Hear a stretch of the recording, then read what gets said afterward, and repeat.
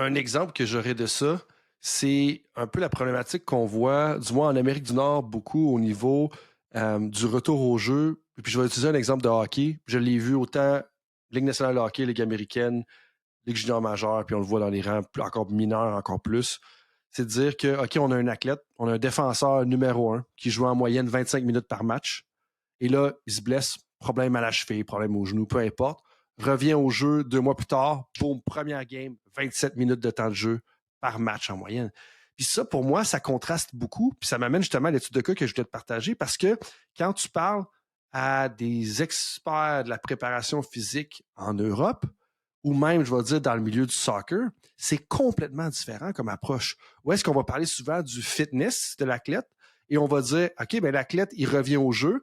Avant de faire jouer un match complet, on va y faire jouer seulement les 30 premières minutes du match, puis après ça, on va le retirer. Ou on va l'entrer sur le terrain à la 60e minute de jeu, puis il va jouer les 30 dernières minutes de jeu.